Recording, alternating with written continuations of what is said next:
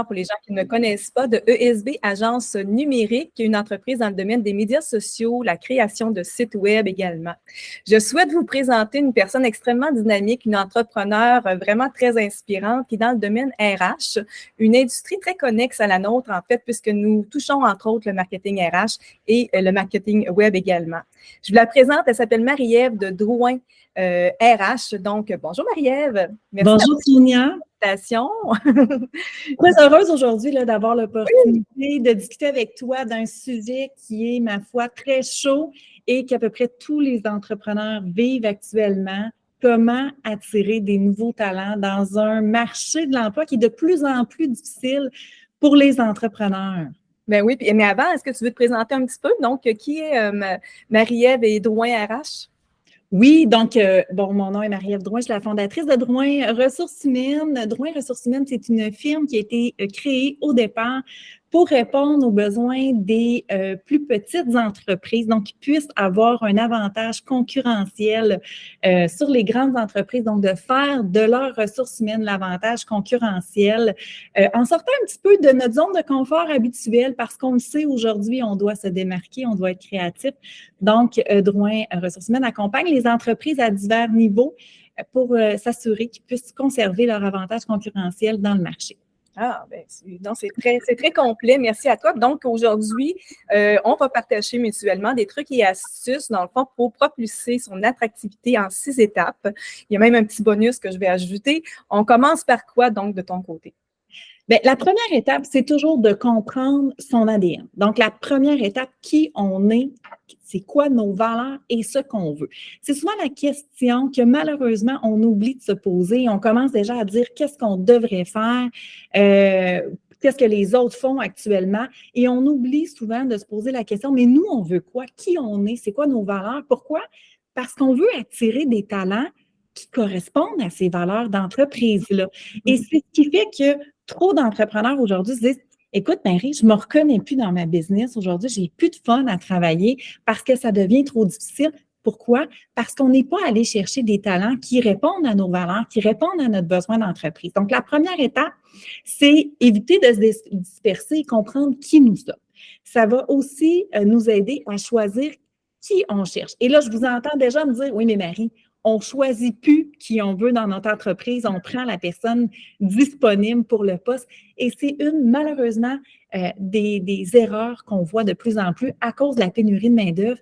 Et vous savez, vous allez attirer le même type d'employé que vous avez déjà. Donc, si vous voulez combler avec la première personne qui arrive, malheureusement, la deuxième, la troisième vont souvent ressembler ou devenir comme la première que vous avez embauchée. Donc, c'est important de savoir et pour savoir qui vous êtes, qui vous voulez avoir, et on va aller vous développer aussi des avantages qui vont attirer ces gens-là. Donc, la deuxième étape, et ce qui m'amène à mon deuxième point, c'est comprendre ce qui motive vos employés actuels et le type de personne que vous voulez dans votre entreprise. Donc, une fois que vous avez défini qui vous êtes, quel type d'employé vous voulez, il faut aller chercher, mais qu'est-ce qui, eux, les motive? Donc, la première étape, c'est questionner vos employés. Il y a plusieurs façons de le faire. Ça peut être soit par sondage automatisé, ça peut être par des rencontres d'équipe. L'idée, c'est de, premièrement, arrêter l'hémorragie. Donc, oui, c'est beau d'attirer des nouveaux talents, mais vous voulez aussi conserver les talents que vous avez actuellement à l'intérieur dans votre entreprise. Donc, d'aller voir leur motivation, et c'est ce qui va vous aider à revoir tous vos avantages.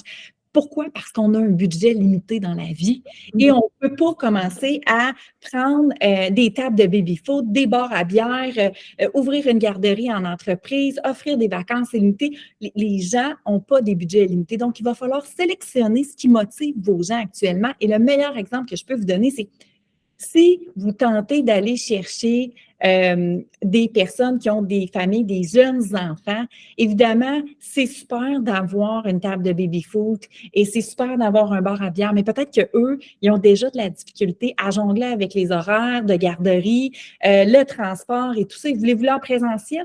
Bien, aujourd'hui, il y a un nouveau projet pilote et de plus en plus d'entreprises s'offrent un milieu familial à même l'entreprise. Donc, terminer les transports pour les parents, les congés parce que la gardienne est fermée, je n'ai pas encore trouvé de garderie, ces vacances sont à telle date. Donc, il y a beaucoup d'entreprises qui ont décidé d'investir.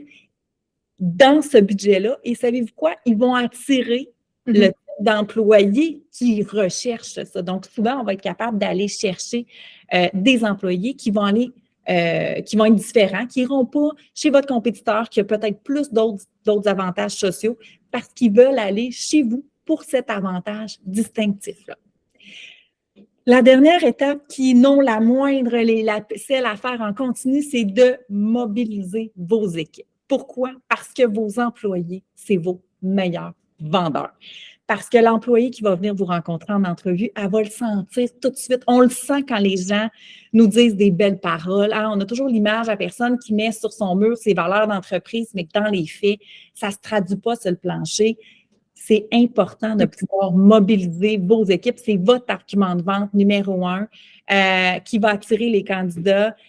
Vos employés aussi, ils vont parler de vous, ils vont dire « Hey, nous, non, je n'ai pas de casse-tête, moi, de garderie, j'ai une garderie en milieu familial à mon bureau. Hey, chez nous, voici ce qui s'est passé. J'ai un client que j'adore qui m'a offert des fleurs la journée de mes noces. Donc, c'est un client, j'ai trouvé l'attention superbe. Bien, évidemment, qu'est-ce que je dis aux candidats quand je leur parle par rapport à ce client-là?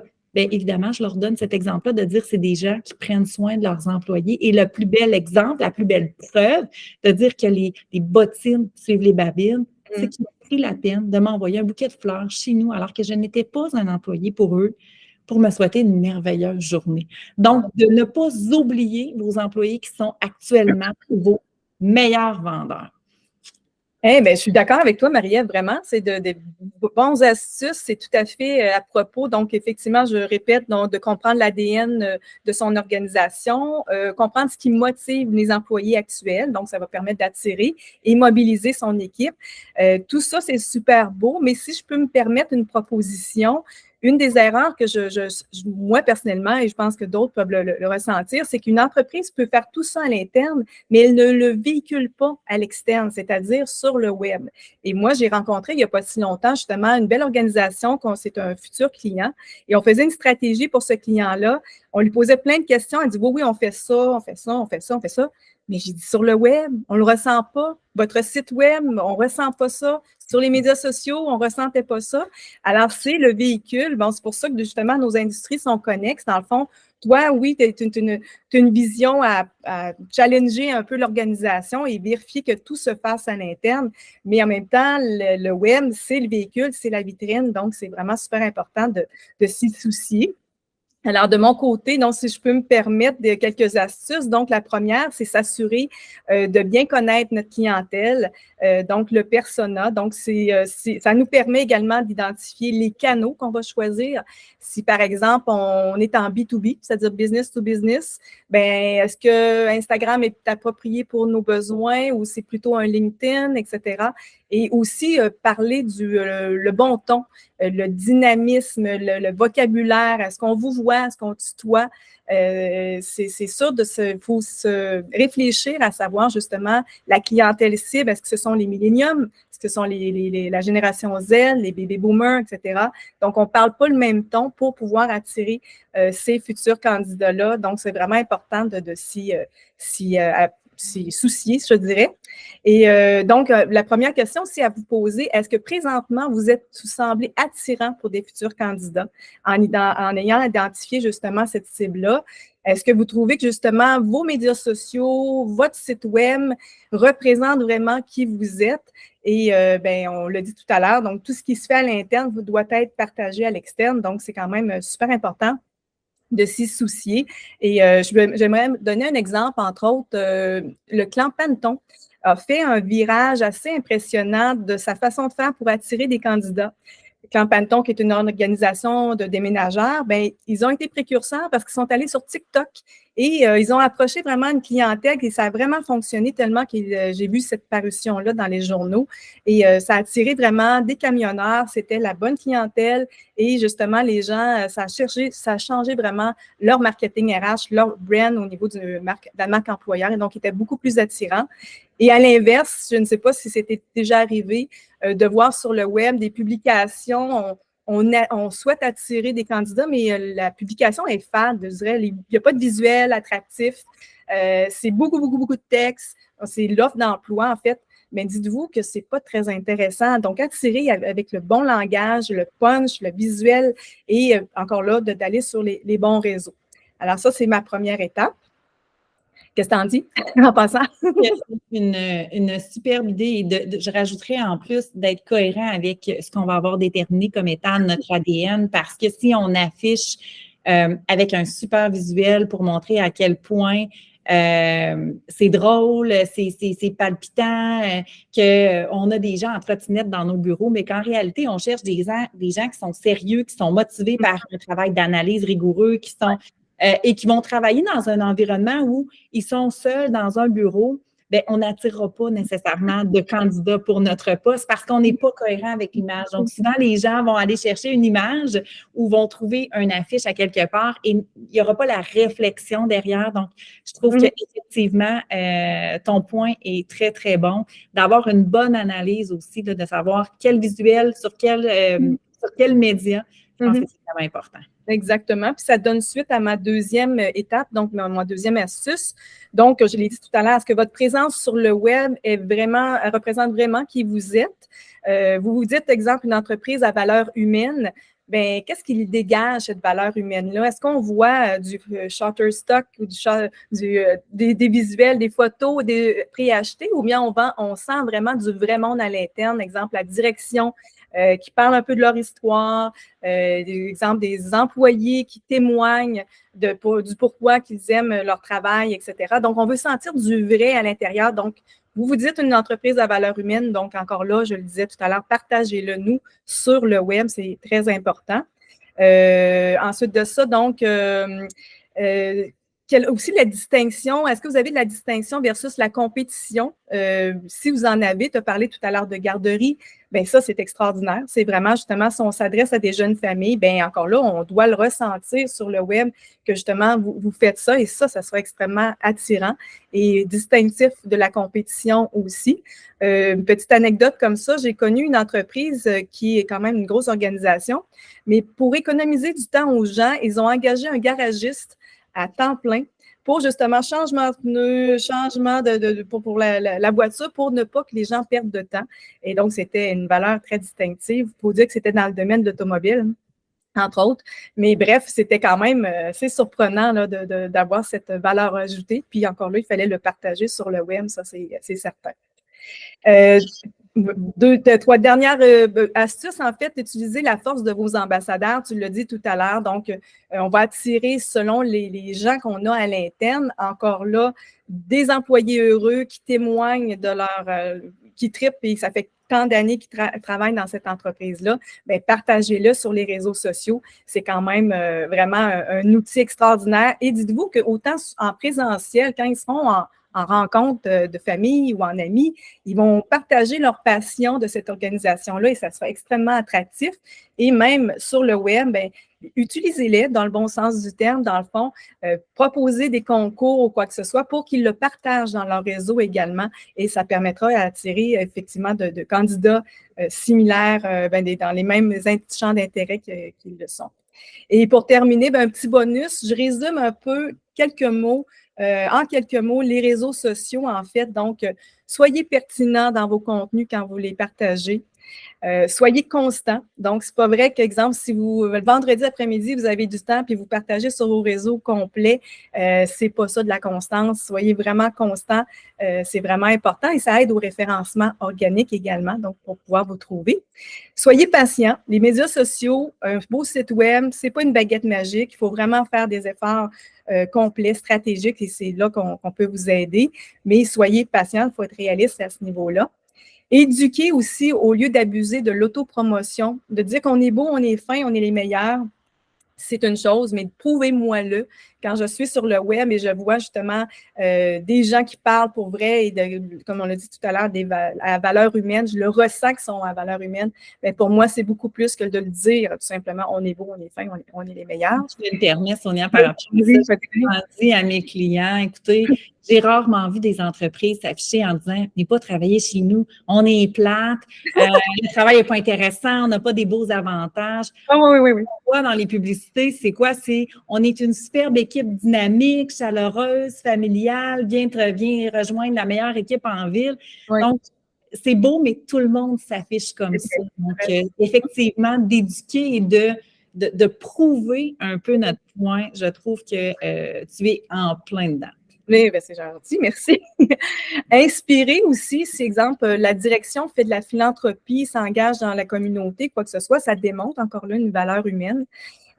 Divertir, vous êtes dans un événement, ben partagez-nous ce que vous, je dis pas si vous êtes tout le temps en party, c'est une chose, il faut quand même démontrer un petit peu de sérieux dans notre organisation, mais je pense que ça donne de la diversité dans les contenus, puis ça nous donne le côté humain de qui vous êtes.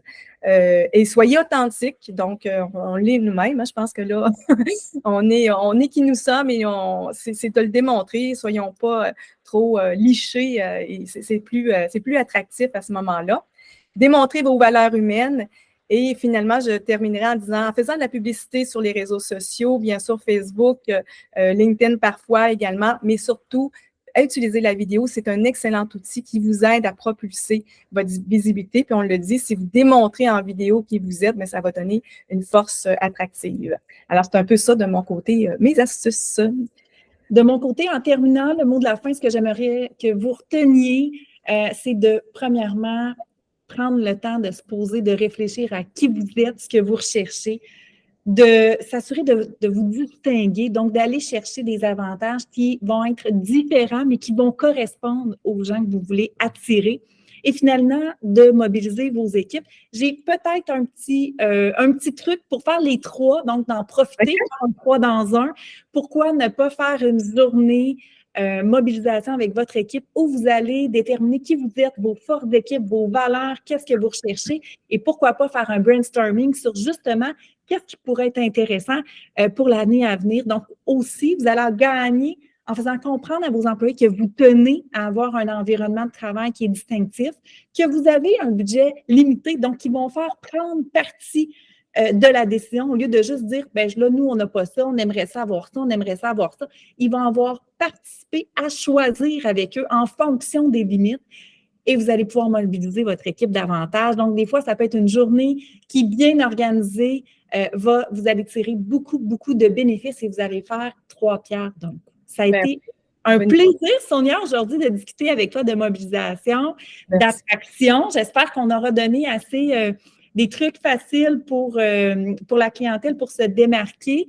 Si jamais les gens veulent te trouver, Sonia, comment ils peuvent te contacter? Donc, tout simplement info à commercial esb-agence-numérique.ca. Puis, je peux juste terminer en disant ce que tu viens d'apporter. Je suis tout à fait d'accord avec toi. Dans le fond, ça va engager les gens, ils vont se sentir impliqués, concernés. Puis encore là, je vais faire un petit pouce sur la partie web. Bien, partagez-le sur les réseaux sociaux si vous faites ce genre d'activité-là et qu'on veut le sentir en résumé. Et de ton côté, comment on peut te rejoindre, Marie-Ève? Très simple, www.drouinrh.com. Donc, vous pouvez nous écrire, vous avez toutes nos coordonnées. Ça va nous faire plaisir de pouvoir en discuter, de revoir un peu avec vous les stratégies là, pour booster votre attractivité. Donc, toutes les deux, je pense qu'on peut vraiment donner un bon coup de main, dans le fond, aux organisations, tant sur l'aspect réflexion, puis par la suite, le propulser sur le web. Alors, salutations à tous. Donc, contactez-nous. Merci Marie-Ève, c'est un plaisir. Merci Sonia. Merci. Salut, bye bye.